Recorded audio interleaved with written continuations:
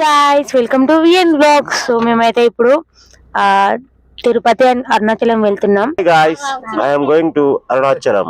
తెలుసు కదా, జర్నీ చేసేటప్పుడు టీ కంపల్సరీ ఉండాలి. So we're having our tea. వచ్చేసి 12 అవుతుంది. మా ఇంట్లో ఎట్లుంటారో 12ంటికి కూడా స్వీట్లు తింటారు. మా పెద్దమ్మ పెద్ద స్వీట్ పిచ్చిది. 12ంటికి స్వీట్ తింటాను గాయస్.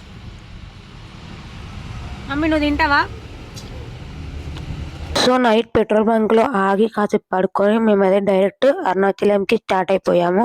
ఎందుకంటే అక్కడ మా మామ వాళ్ళు వెయిట్ చేస్తున్నారు. సో ప్లస్ పౌర్ణమి కూడా కలిసి వస్తుంది. సో అందుకే మేము ఫస్ట్ అరుణాచలం వెళ్దామని అనుకున్నాము.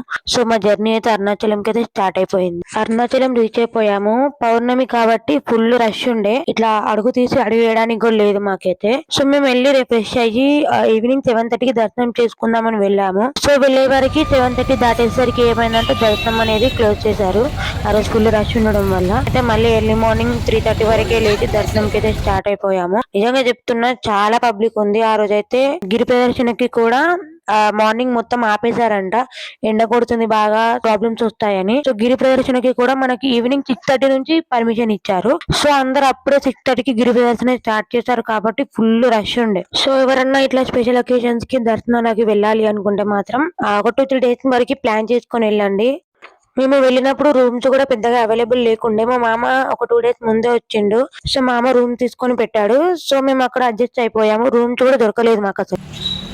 గాయస్, ఇప్పుడే అరుణాచలం దర్శనం అయిపోయింది. మేమైతే చిదంబరం వచ్చేసాము.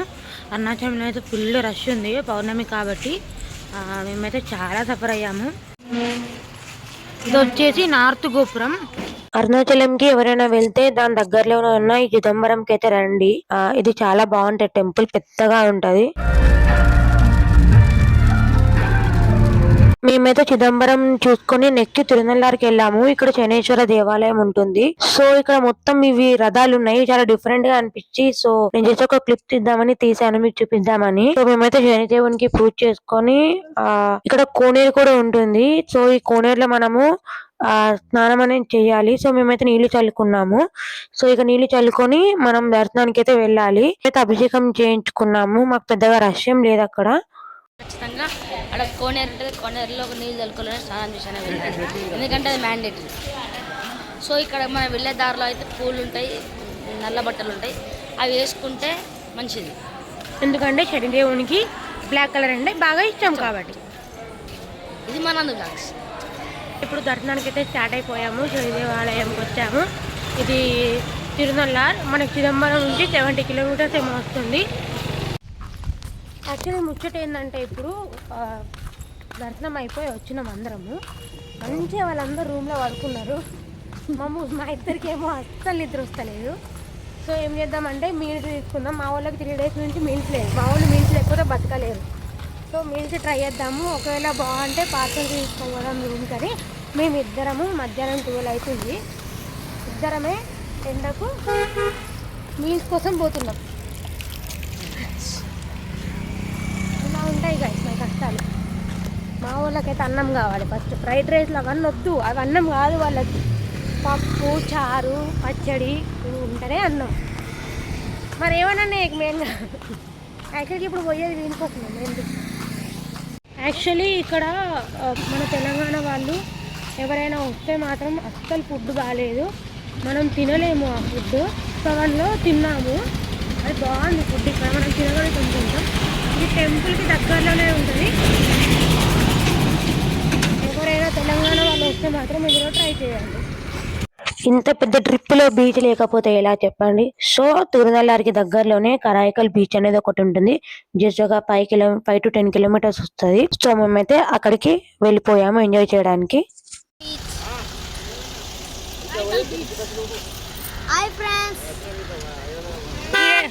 ఎప్పుడు పిచ్చోడే. యాక్చువల్లీ ఇది నైట్ బీచ్ అన్నమాట. ఇక్కడ నైట్ వ్యూ బాగుంటది. మార్నింగ్ మాత్రం అస్సలు బాగాలేదు. అంటే అలలు వస్తున్నాయి కానీ ఏమంత ఎంజాయ్మెంట్ లేదు. నైట్ మాత్రం మనకి ఎగ్జిబిషన్ ఉంది, స్ట్రీట్ ఫుడ్ లాంటిది ఉంది. సో ఎవరైనా రావాలి అనుకుంటే నైట్ వచ్చి ఎంజాయ్ చేయండి బీచ్ ని. ఈ ప్లేస్ ని అయితే కంపల్సరీ విజిట్ చేయండి. చాలా ఇయర్స్ కింద కట్టిన ప్లేస్ ఇదైతే. దీన్ని తంజావూర్ అని కూడా అంటారు, లేకపోతే తాంజావూర్ అని కూడా అంటారు. టెంపుల్ అయితే చాలా పెద్దగా పీస్ఫుల్ గా చాలా బాగుంటది. నేనైతే నా సెకండ్ టైం ఈ టెంపుల్ కి వెళ్ళడము. మీరు ముందు బీచ్ స్కిప్ చేసుకున్న మంచిదే కానీ ఈ టెంపుల్ కి మాత్రం కంపల్సరీ చేయాలండి.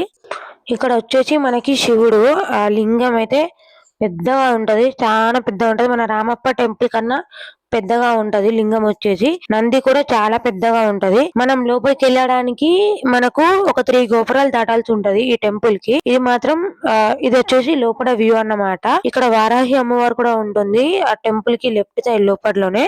సో అది కూడా మీరు దర్శనం చేసుకోండి. ఇది వచ్చేసి నంది చాలా పెద్దగా ఉంటది.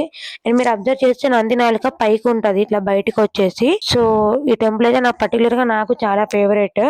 యాక్చువల్లీ మార్నింగ్ వ్యూ బాగుంటది. నేను వెళ్ళింది నైట్ కాబట్టి నాకు కెమెరా క్లారిటీ కొంచెం బాగాలేక నీట్ గా రాలేదు ఫోటో క్లిప్స్ అనేటిది.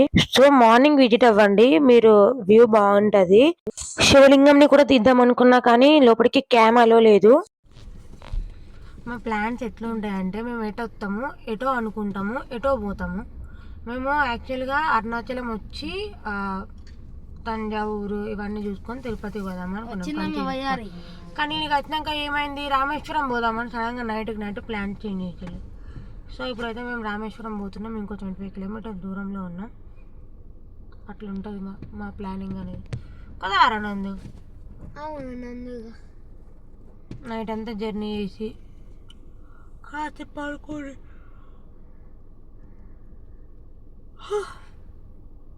25 కిలోమీటర్స్ అదే రామేశ్వరం, దాని తర్వాత డైరెక్ట్ తిరుపతి అనుకుంటున్నాం. కానీ మా వాళ్ళ సంగతి మీకు తెలియదు. తిరుపతి అంటారు, మన మధ్యలో ఏదో ఒకటి చూస్తారు కంపల్సరీ. రామేశ్వరం నుంచి మేము ధనుష్కోడి పోతాం 20 కిలోమీటర్స్. ఇది వచ్చేసి రామేశ్వరం బ్రిడ్జ్. మనకి ట్రైన్ వెళ్తుంది కదా, సో ఇది ఆ బ్రిడ్జ్ అన్నమాట. రామేశ్వరంలో దర్శనం చేసుకొని మేము ధనుష్కోడికి వచ్చాము. యాక్చువల్లీ ఇది నా సెకండ్ టైం ధనుష్కోడికి రావడము. కానీ ఫస్ట్ టైం వచ్చిన ధనుష్కోడితో కంపేర్ చేస్తే ఇప్పుడు వచ్చిన ధనుష్కోడికి చాలా డిఫరెన్స్ ఉంది. ప్రీవియస్ గా వచ్చినప్పుడు ఇంత అలలు లేవు, ఇంత వాటర్ లేవు, అసలు ఈ అట్మాస్ఫియర్ లేదు. అలలు ఫుల్ వస్తున్నాయి. లైక్ ఎట్లా అంటే ఆ రాక్ మీదకి వెళ్ళి మా కార్ మీద పడుతున్నాయి మేము ట్రావెల్ చేస్తుంటే. సో మేము పిక్చర్ చూద్దామని కూడా ఆగినాము ఒక దగ్గర. అసలు చెప్తున్నా కదా వాటర్ ని కూడా టచ్ చేయలేదు. అంటే అలలు అంత ఘోరంగా వస్తున్నాయి. ఇంకా ఈవినింగ్ టైం లో వెళ్ళినాము. ఇంకా ఈవినింగ్ టైం కి అలలు ఇంకా ఘోరంగా వస్తున్నాయి. మీరు ఇక్కడ చూడొచ్చు అలలు ఏ రేంజ్ లో వస్తున్నాయో. సో పిక్స్ అయితే దిగేసి తిరుపతికి అయితే స్టార్ట్ అయిపోయాం. నిద్ర వస్తుందారా? సరిపోలేదారా? నైట్ ఎంత వండుకున్నావు కాదురా?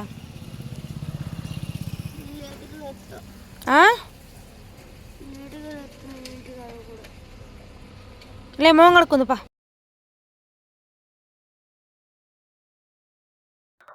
డైరెక్ట్ రామేశ్వరం నుంచి తిరుపతికే వచ్చేసాము. మధ్యలో ఎక్కడ ఆగలేదు. మేమైతే తిరుపతికి రావడం చాలా ఇయర్స్ తర్వాత. సో కిందనే లాకర్స్ తీసుకొని కిందనే ఫ్రెష్ అప్ అయిపోయి లంచ్ చేసేసి సో మేమైతే పైకి స్టార్ట్ అయిపోయాము. చాలా డేస్ తర్వాత కాబట్టి ఫుల్ ఎగ్జైటెడ్ ఉండే నేను అయినా మా కజిన్స్ అయినా అందరము. సో తిరుపతికి వెళ్ళడం అంటే అది ఒక డిఫరెంట్ కైండ్ ఆఫ్ ఫీలింగ్ కదా. మంచిగా అనిపిస్తది, చాలా పీస్ఫుల్ గా అనిపిస్తది. సో ఎప్పటి నుంచో అంటున్నాను నేను కూడా, మమ్మీ తిరుపతికి వెళ్దాం అని. So finally it's happening now. So చాలా ఎగ్జైటెడ్గా ఉండే నేనైతే.